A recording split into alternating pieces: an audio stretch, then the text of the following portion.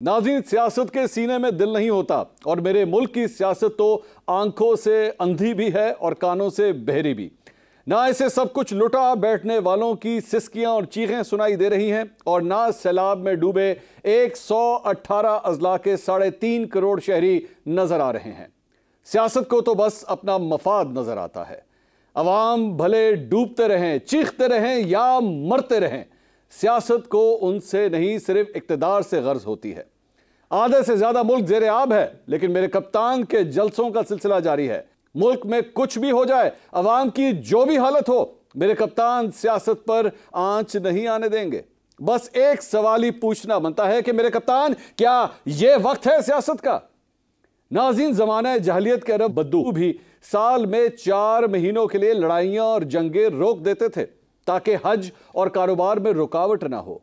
हमारे माशरे की एक कदीम और खूबसूरत रवायत है कि गम खुशी के मौके पर लोग खानदानी दुश्मनियां भी बुला देते हैं, क्योंकि यह मौका दुश्मनी का नहीं होता।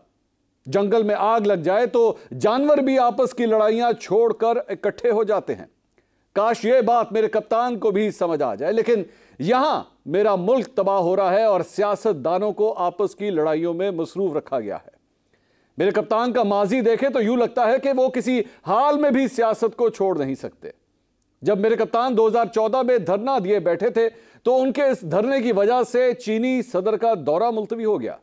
मेरे कप्तान की सियासत तो चमक गई, लेकिन इसका नुकसान सिर्फ मेरे मुल्क को हुआ।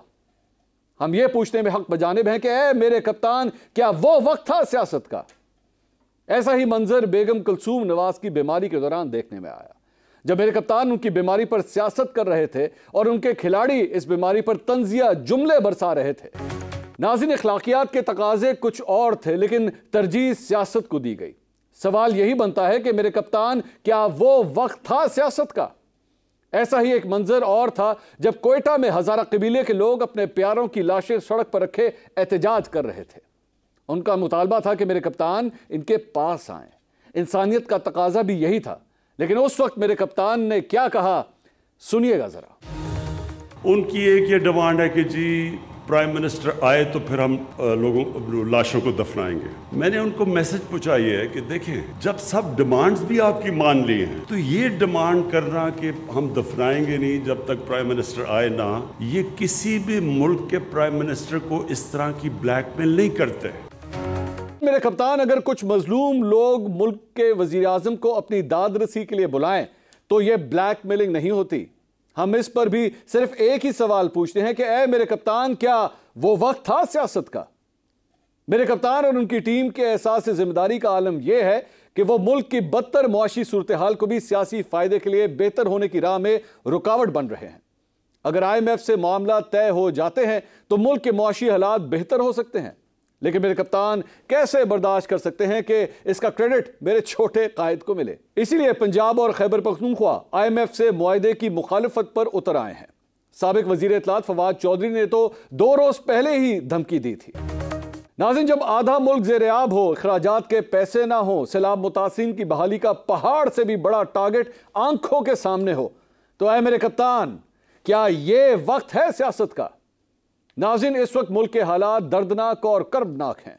इस वक्त मेरे कप्तान समेत सब सियासी रहनुमाओं का फर्ज था कि सियासत को भूलकर सैलाब ज़दगान की मदद और बहाली को अपना मिशन बनाते।